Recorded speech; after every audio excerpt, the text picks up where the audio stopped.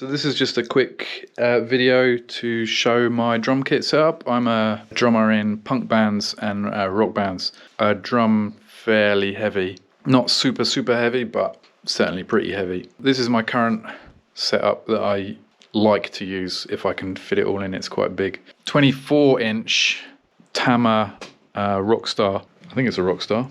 And it's 18-inch deep. So it's bigger than normal. Aquarian Super Kick head on it. I quite like the Super Kick too. That is a 16 by 16 inch TAMA Swing Star. It's actually a floor tom. I've turned it upside down, mounted it on a stand. I'm not sure what the model is, but it's a Premier 18 inch diameter, 16 inch deep floor tom. This is my old kick drum. It's a standard 22 inch wide kick drum, and it might be a 14 inch deep. I've taken off the rim that holds this down. The skin is just resting on the top, but I don't need it to be tight.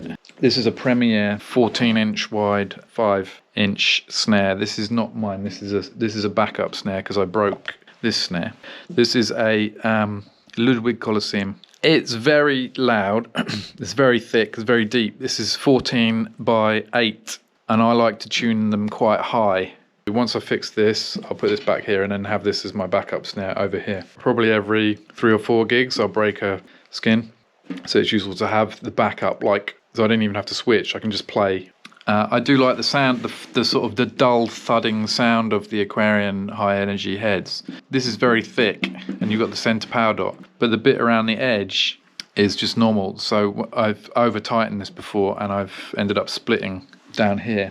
So I also have a Remo Emperor coated, but I do love this snare when it's working. When I've got it all set up right, this snare is really nice. But I would really like to get die-cast rims for it, but I can't find any die-cast rims that have got 12 lugs. This is an old Aquarian ring that I cut out. It just helps to dampen the overtones a bit. I do also use these gels. Also have a couple on the kick drum as well. Hi-hats, these are 15-inch Ajax. I found them on eBay. I do have some 14-inch Zildjians, but I've decided I prefer these. The TAMA hi-hat stand, I have it sitting quite high up the top. Well, it's actually right at the top there. That's just how I like to play. Currently, I have a 16-inch Sabian that's sitting on a TAMA boom stand. This is the 18-inch Sabian. And then I've got my 19-inch Zildjian A crash, heavy crash. I prefer the heavy, so I'm going to try and get the 17-inch heavy crash. TAMA Dynasync direct drive double kick drum pedal. The punk bands were asking me to play more double pedal stuff, so that's why I got that.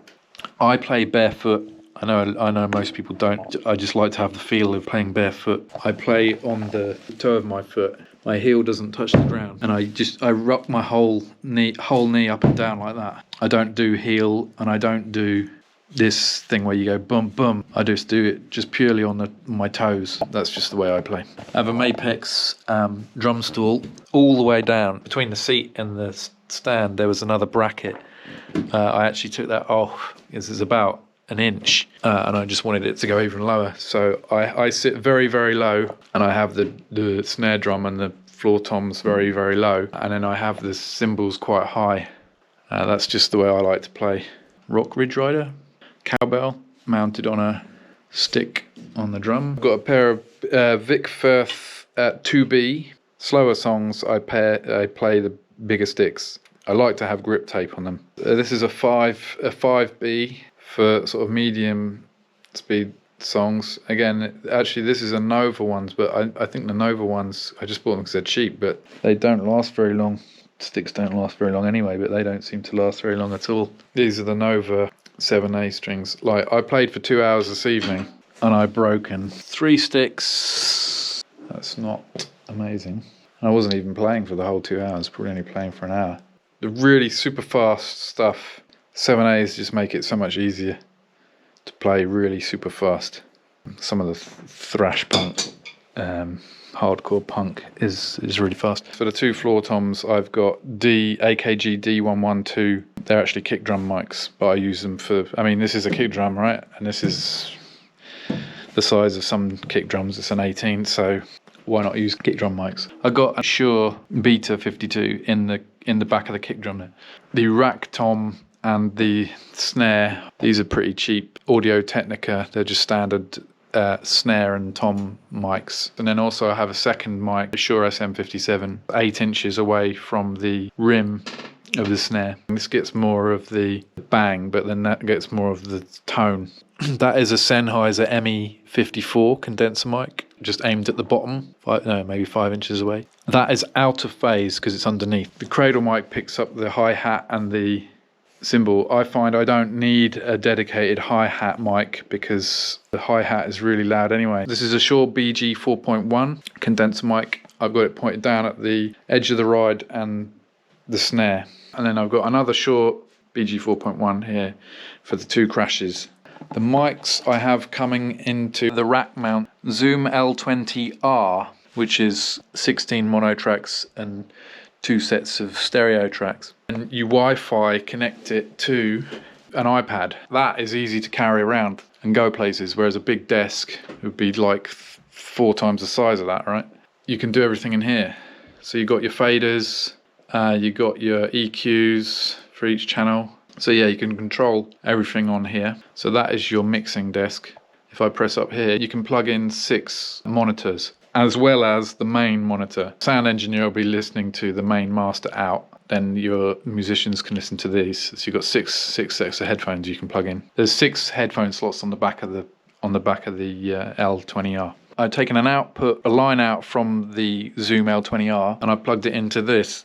This is a BlackMagic ATEM Mini. So you've got 2 audio inputs, mic 1, mic 2. And then I plugged my cameras in here. These are all HDMI. I can have up to 4 cameras. I'm only using 2 cameras at the minute. You turn the audio from the cameras off. You just switch through cameras so you can switch back and forth. So here I've got a digital SLR. And then this camera that I'm filming on, the GoPro. This is a GoPro Hero 9. I've got the media mod, and it also has HDMI out. And then I'll try and hit these buttons, so when my left hand isn't doing anything, when it isn't hitting the snare, I'll just do that. Sometimes I'll miss. That changes the shot. And then I have the output of the ATEM Mini going into the computer.